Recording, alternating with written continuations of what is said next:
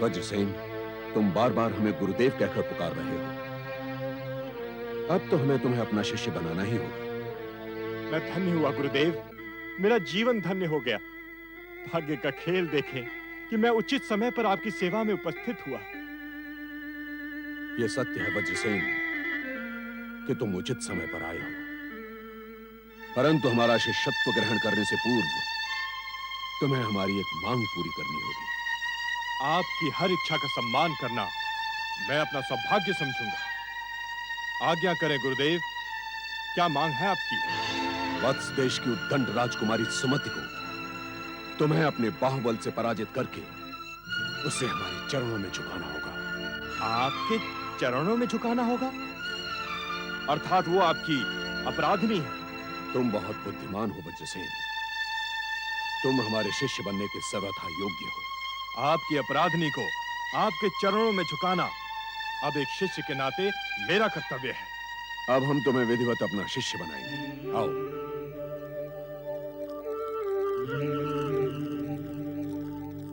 भगवान शिव के समक्ष हाथ जोड़कर बैठ जाओ और हमारे शब्दों को दोहराकर प्रतिज्ञा करो। मैं दशार्ण देश का युवराज वज्रसेन। मैं दशार्ण देश का युवराज वज्रसेन। मैं भगवान शिव की शपथ लेकर प्रतिज्ञा करता हूं कि निष्कपट होकर विनम्र और सरल भाव से गुरु धूर्जटि का शिष्यत्व स्वीकार करता हूं। मैं भगवान शिव की शपथ लेकर प्रतिज्ञा करता हूं कि मैं निष्कपट होकर सरल और विनम्र भाव से गुरु धूर्जटि का शिष्यत्व स्वीकार करता हूं। मैं उनके प्रति सदा प्रामाणिक रहूंगा और उनके आदेश को अपना धर्म समझकर स्वीकार करूंगा। मैं अपने गुरु के प्रति सदा प्रामाणिक रहूंगा तथा उनके हर आदेश को अपना धर्म समझकर स्वीकार करूंगा। विजयी भव। भगवान शिव तुम्हारी मनोकामना पूर्ण करे और तुम हमारे योग्य शिष्य बनो। मैं हृदय से आपका कृतज्ञ हूं गुरुदेव। मैंने स्वप्न में भी नहीं सोचा था कि मेरी वर्षों की कामना आज यूं अचानक पूर्ण हो जाएगी। मैं धन्य हुआ। यहां से उत्तर दिशा में 10 योजन की दूरी पर सुमति का युद्ध शिविर है, जहां वो अहंकारिणी युद्ध कौशल का अभ्यास करती है। तुम ये तो जानते ही हो कि महाराज भद्रसेन ने उसे युवराज की उपाधि दे रखी है। वो स्त्री होकर भी स्वयं को सब पुरुषों से श्रेष्ठ समझती है। इस विषय में मैंने सुन रखा है गुरुदेव, और उससे दो हाथ करने की इच्छा भी थी। मैं जिस अवसर की प्रतीक्षा में था वो आज अनायास ही मुझे मिल गया है। वज्रसेन आपको विश्वास दिलाता है कि आपकी इच्छा वो शीघ्र पूर्ण करेगा। चलो वरुण। जो आज्ञा युवराज। प्रणाम गुरुदेव। स्वस्ति।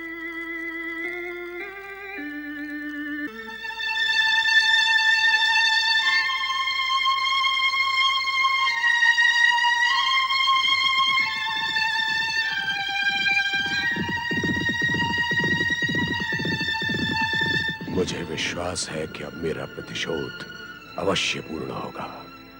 ओम नमः शिवाय। ओम नमः शिवाय। ओम नमः शिवाय। ओम नमः शिवाय। ओम नमः शिवाय। ओम नमः शिवाय।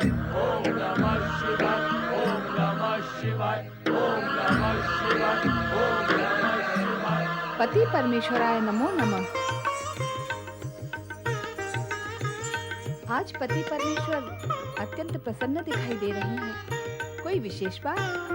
देवी, आज समाधि से जागते ही तुम हमें प्रसन्न वदन दिखाई दी। अन्यथा सदा ही तुम हमारे सामने गंभीर और चिंतित दिखाई देती हो।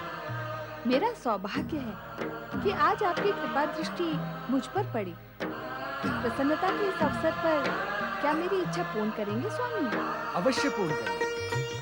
यदि हमें तुम्हारी इच्छा में हमारी इच्छा का प्रतिबिंब दिखाई देगा। आपकी इच्छा भला मैं कैसे जान पाऊंगी स्वामी?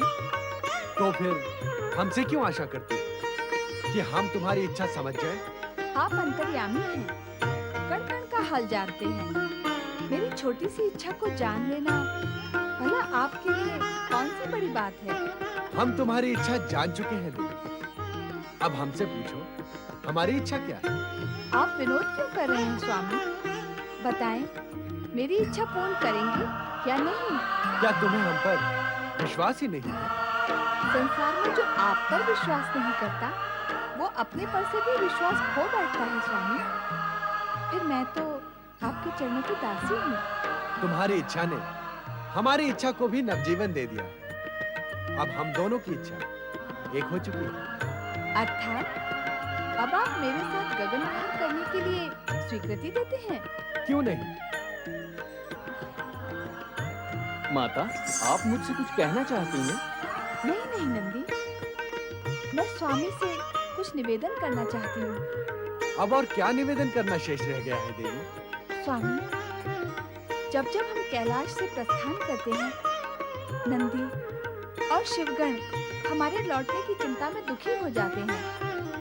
हमें इन्हें बताकर जाना होगा कि हम कब तक लौट कर आएंगे। इनकी चिंता न करो देवी, ये हमारी चिंता करें, इससे पहले ही हम लौट आएंगे। प्रस्थान करते हैं। सेनापति वरुचि, सैनिक के मस्तक पर स्थित कद्दू को अपना लक्ष्य बनाकर बाण चलाओ। जो आज्ञा युवराज। वेद दो कद्दू को।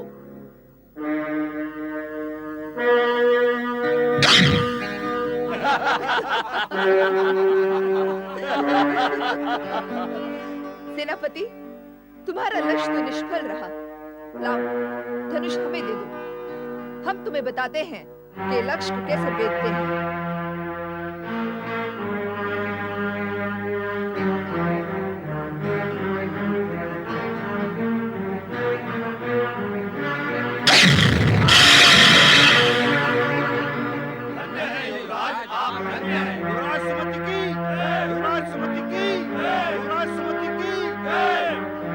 सैनिक, दो तलवारें प्रस्तुत करो। जो आज्ञा।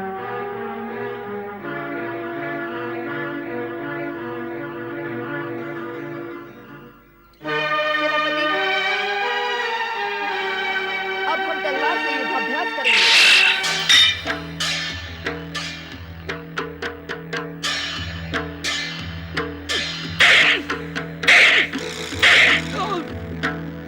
तुम हम पर डर डर कर प्रहार क्यों कर रहे हो? क्या युद्ध भूमि में अपने शत्रु पर डर डर कर प्रहार करोगे? या तुम्हारी वीरता हमारे भय के कारण भाग खड़ी हुई है? नहीं युवराज, हम आपसे भयभीत नहीं हैं। भयभीत होना और क्या होता है?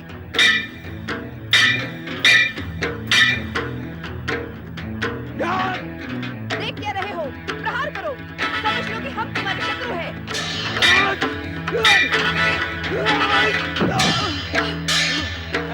युवराज, आपकी वीरता धन्य है। युवराज सुमति की।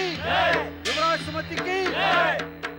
सेनापति वरुचि, ऐसा लगता है कि तुम्हारी रुचि युद्ध में नहीं रही।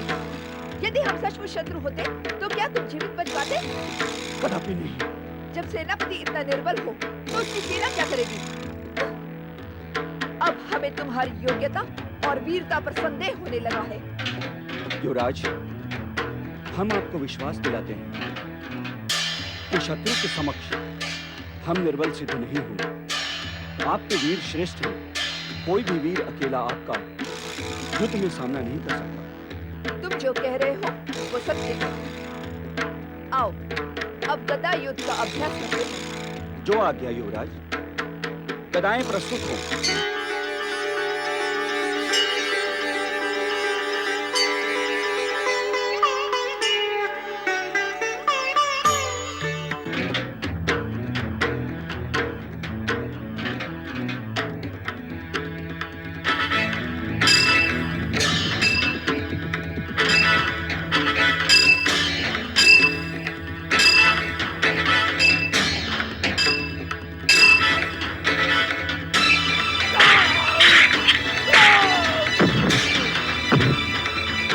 सेनापति, तुम दूसरी बार हमारे सामने शस्त्र विहीन हुए हो।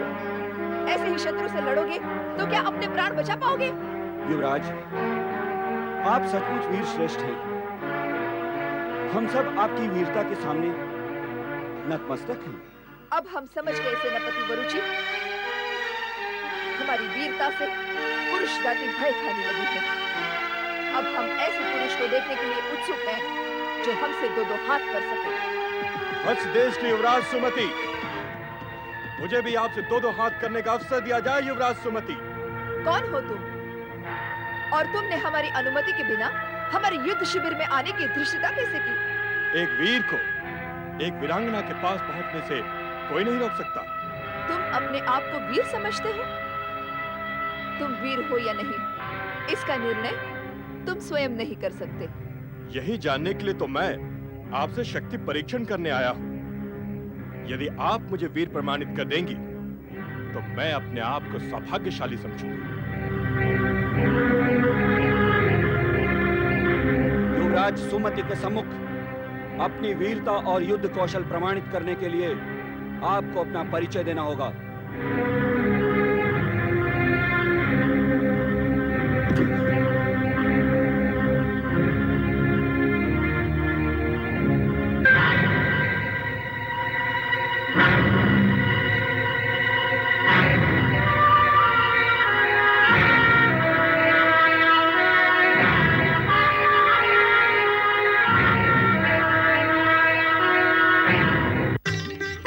आप उधर क्या देख रहे हैं स्वामी? हम उसी व्यक्ति को देख रहे हैं देवी, जिसे हम अपनी दिव्य दृष्टि से देखकर मुस्कुराए थे। कौन है वो व्यक्ति? मैं भी एक प्रतिष्ठित राज्य का युवराज हूं। इस समय मैं केवल इतना ही बताऊंगा। प्रतिष्ठित राज्य की युवराज हो तो तुम्हारा कोई नाम भी अवश्य होगा। नाम भी बताऊंगा, परंतु शक्ति परीक्षण के पश्चात। हमें तुम्हारा शक्ति परीक्षण का प्रस्ताव स्वीकार है। मेरा एक और निश्चय भी सुन ले युवराज सुमति। ये हमारा राज्य है, हमारा युद्ध शिविर है। तुम्हें हमारा निश्चय स्वीकार करना होगा। मुझे आपका हर निश्चय स्वीकार है। मैंने देख लिया है कि आपको अपनी वीरता एवं युद्ध कौशल पर आवश्यकता से अधिक अहंकार है। इसलिए मेरा निश्चय हम दोनों के बीच होने वाले शक्ति परीक्षण के परिणाम पर निर्भर होगा। कैसा परिणाम? पहले आप अपना निश्चय बताएं। परिणाम की बात कहकर तुमने हमारी वीरता को ललकारा है। पहले तुम अपना निश्चय बताओ, फिर हम अपना निश्चय व्यक्त करेंगे। मेरा निश्चय ये है कि यदि आप खड़ग युद्ध में मुझसे हार गई तो आपको मेरी धर्म पत्नी बनकर रहना होगा।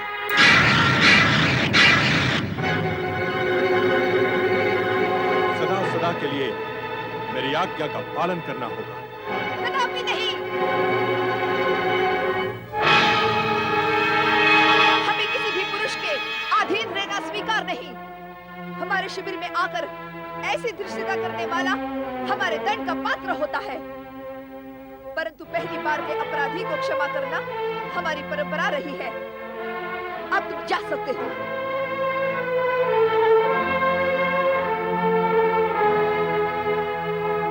युवराज सुमति,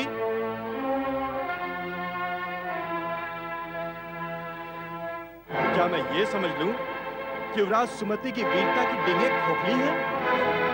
आपने किसी पुरुष वीर की ललकार स्वीकार करने का साहस नहीं है?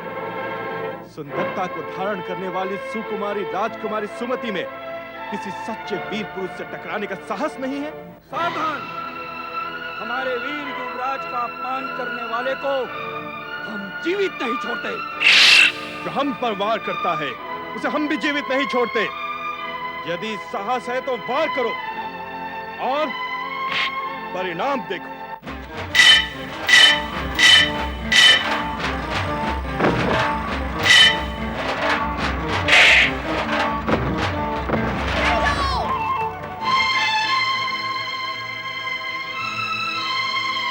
हमें तुम्हारा शक्ति परीक्षण का प्रस्ताव स्वीकार है। दो ढाल और तलवार प्रस्तुत करो। तुम्हारा क्या अनुमान है देवी, कौन जीतेगा इन दोनों में? मैं तो उस वीरांगना के पक्ष में हूँ। देख नहीं रहे हैं, किस वीरता से इस पुरुष को टक्कर दे रही है। इस अभिमानी पुरुष को तो पराजित होना ही है। तुम भ्रम में हो देवी। अभिमानी ये पुरुष नहीं, अभिमानिनी सुमति है। सुमति? हाँ, सुमति। जो राजकुमारी के बदले युवराज बन बैठी। यह युवराज सुमति का ही युद्ध शिविर है और पुरुष का नाम है युवराज वज्रसेन, जो सुमति को पराजित करने के लिए ही यहाँ आया था। वीरांगना सुमति वज्रसेन से पराजित नहीं होगी।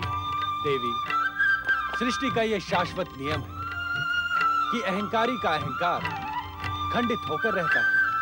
युवराज, हमारा भी निर्णय सुन ले। यदि आज द्वंद्व युद्ध में हमने तुम्हें पराजित कर दिया, तो तुम्हें जीवन भर के लिए हमारा दास बनकर रहना होगा। तुम जैसी सुंदरी वीरांगना का दास बनने के लिए भला कौन नहीं उत्सुक होगा? तुमने इन दोनों की बातें और मांगे सुन ली देवी? सुन ली।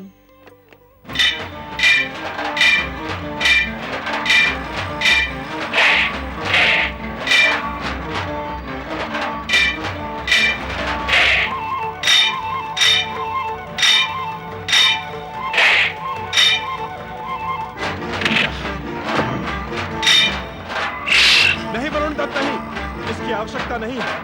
देखिए, वीरांगना सुमति वज्रसेन पर भारी पड़ रही है। वज्रसेन को जीवन भर के लिए सुमति का दास बनकर रहना होगा। अभी उन दोनों का द्वंद्व युद्ध समाप्त कहाँ हुआ है? देखती जाओ आगे क्या होता है।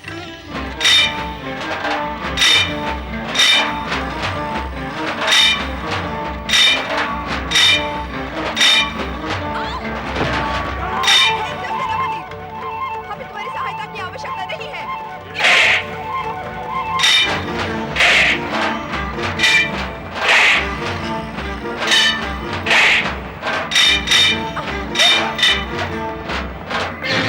युवराज सुमति पराजित हो गई। बहुत अच्छे, मान गया कि तुम वीरांगना हो, परंतु मेरे निश्चय के अनुसार तुम मेरी धर्मपत्नी बनने के लिए विवश हो। यदि प्राणों की रक्षा के इच्छुक हो तो चलो मेरे साथ। नहीं, मार दो मुझे। किसी पुरुष से अपमानित और पराजित होकर मैं जीवित नहीं रहूंगी। एक निहत्थी अबला नारी को मारकर मैं अपनी वीरता को कलंकित नहीं करूंगा। यदि अपने वचन का पालन करना उचित समझती हो तो चलो मेरे साथ। नहीं, हम आपको इसके साथ नहीं जाने देंगे युवराज। हम अपने युवराज की रक्षा करना जानते हैं। सेनापति, राजकुमारी की रक्षा का दायित्व अब हमारा है। राजकुमारी को अपने वचन का पालन करना ही होगा। हमारे युवराज वज्रसेन ने राजकुमारी को पराजित किया है। वज्रसेन, दशाण देश की राजकुमार वज्रसेन, अर्थात हमारे शत्रु। एक शत्रु को अपनी शत्रुता का परिचय युद्ध से पहले देना आवश्यक होता है। वज्रसेन, तुमने अपने आप को छुपाकर मुझसे छल किया है। अब तो युद्ध समाप्त हो गया और तुम मेरी शत्रु भी नहीं रही। क्या हमारी होने वाली धर्मपत्नी भी हमारी शत्रु रह सकती है राजकुमारी सुमति? इसलिए अपने निश्चय के अनुसार अपनी पराजय स्वीकार कर लो और चलो मेरे साथ। निश्चय के परिणाम के अनुसार आपकी भलाई इसी में है राजकुमारी, कि आप चुपचाप अश्व पर बैठकर हमारे साथ चली चलें।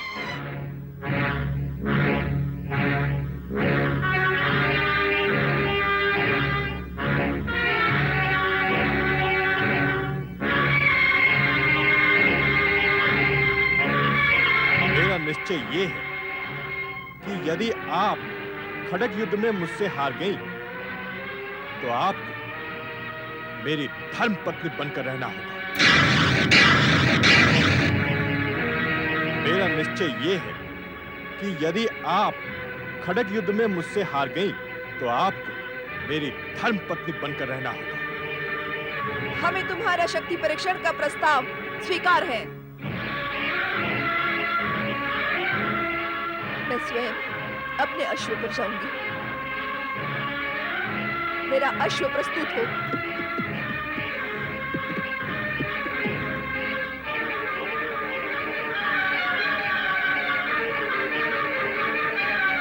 सेनापति,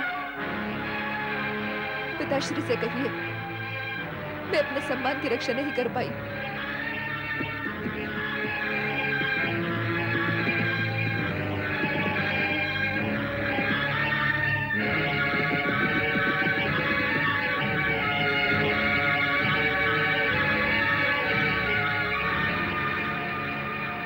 मैं महाराज को क्या मुंह दिखाऊंगा? यह एक वीरांगना नारी का अपमान है स्वामी। आपने वज्रसेन का पक्ष लिया और वह जीत गया। यह अन्याय है। यदि तुम इसे अन्याय समझती हो तो तुम इस अन्याय का परिमार्जन करने के लिए स्वतंत्र हो। जाओ, सुमति की सहायता करो। मुझे आज्ञा दीजिए स्वामी।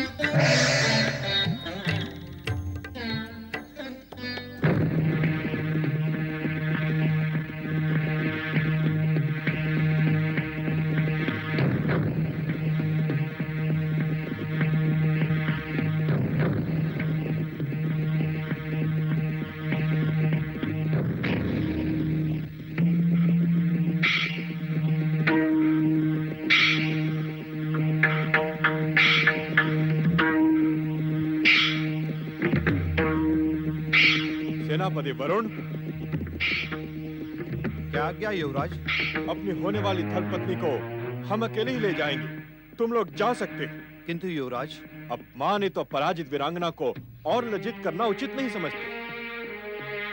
जो आज्ञा युवराज, परंतु आपको बहुत सावधान रहना होगा। तुम हमारी चिंता न करो, जाओ। चलो साथियों, आओ।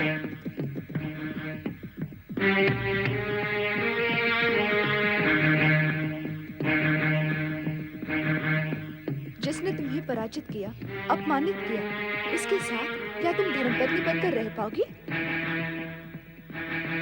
तुम्हारा सारा जीवन नर्क की यातना में बीतेगा सुमति। तुम उसे आंख मिलाकर कभी बात नहीं कर पाओगी। तुम्हारा सारा जीवन व्यर्थ हो जाएगा, व्यर्थ हो जाएगा, व्यर्थ हो जाएगा। क्या सोच रही हो मेरी होने वाली धर्मपत्नी? तुम्हारा जीवन अमूल्य है सुमति। तुम्हारी बाहुओं में अभी इतना बल है कि तुम इस स्थिति को बदल सकती हो। वचन के बंधन से निकलकर इस समय चतुराई और राजनीति से काम लो। निकल भागो यहाँ से, निकल भागो, निकल भागो।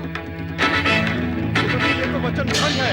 ठहर जाओ सुमति, ठहर जाओ।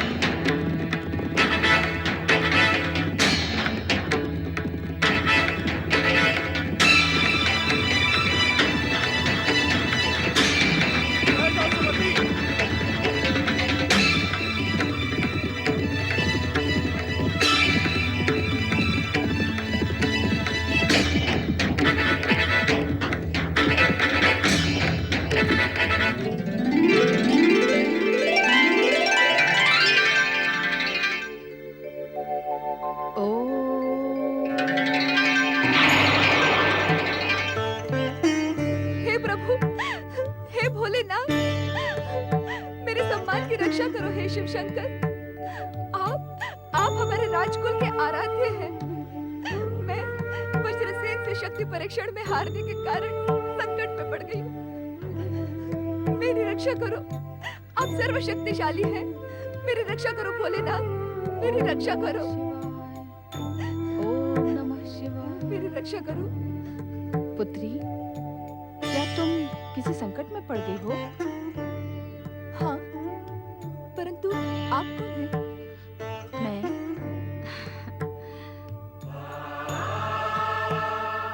मैं एक शिव ब्राह्मणी हूँ।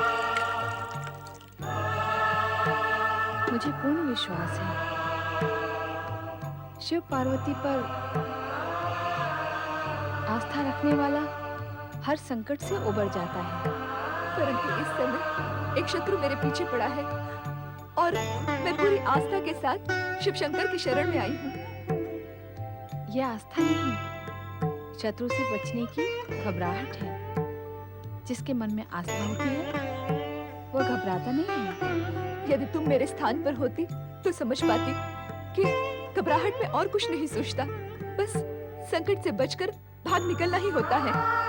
मैं तुम्हारी स्थिति समझ रही हूँ पुत्री, इसीलिए कह रही हूँ कि ये घबराहट छोड़कर भगवान शिव के प्रति भक्ति भाव से एक प्रतिज्ञा करो। तुम्हारा संकट अवश्य टल जाएगा। प्रतिज्ञा? एक वचन के कारण मैं पहले ही संकट में पड़ गई हूँ। एक और प्रतिज्ञा मैं नहीं करूंगी। मेरी बात मान लो पुत्री। ये प्रतिज्ञा भगवान शिव के प्रति भक्ति की है। इससे तुम्हें उनकी कृपा भी प्राप्त होगी। क्या है वो प्रतिज्ञा? पूरी निष्ठा से 16 सोमवार व्रत करने की शपथ ले, तेरा कल्याण होगा। 16 सोमवार का व्रत? सोमवार तो बहुत दूर है, आज तो शनिवार है। सोमवार तक मेरी रक्षा कौन करेगा?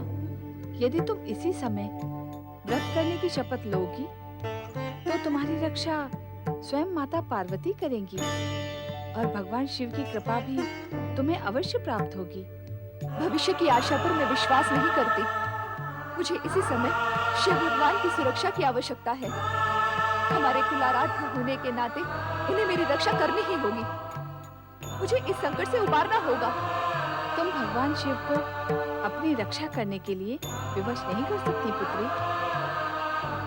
भगवान शिव अपने सच्चे भक्तों की रक्षा स्वयं करते हैं, उन्हें विवश करने वालों की नहीं। अब भी मेरी बात मान लो। 16 सोमवार व्रत की शपथ ले लो, तुम्हारा संकट अवश्य टल जाएगा। मुझसे विवाद न करो ब्राह्मणी माता, मुझे अकेली छोड़ दो। यदि भगवान शिव मेरी सहायता नहीं कर सकते तो मैं अपनी रक्षा स्वयं कर लूंगी। इससे ये सिद्ध होता है कि अपने कुल के आराध्य भगवान शिव के प्रति तुम्हारे मन में तनिक सी भी भक्ति नहीं है। वो भक्ति किस काम की जो समय पर काम ना आए? अब मुझे विश्वास हो गया है कि भगवान शिव और माता पार्वती की सहायता पर आस्था मिथ्या है। आपत्ति पड़ने पर कोई किसी की सहायता नहीं करता। लगता है संकट की काली छाया तुम पर मंडरा रही है।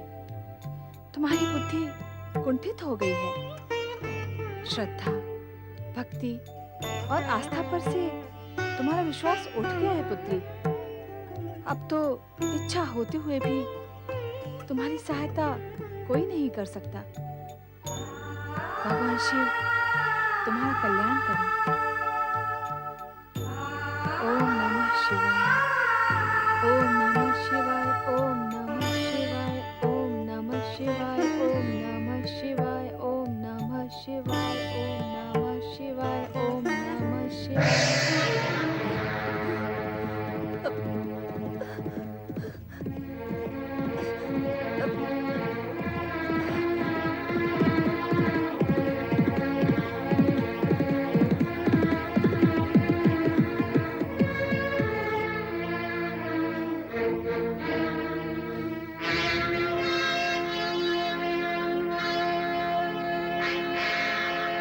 अश्वत्थ तो बाहर खड़ा है, ये कहां चली गई?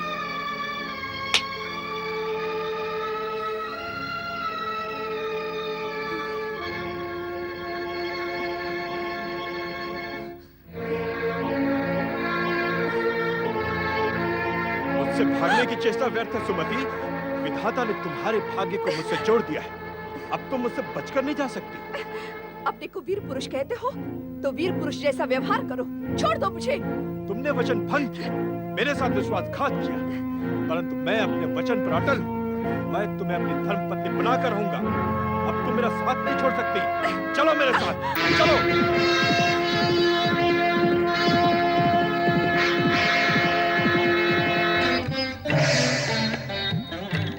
क्या हुआ देवी? अपनी प्रिय सुमति को संकट से मुक्त किया या नहीं?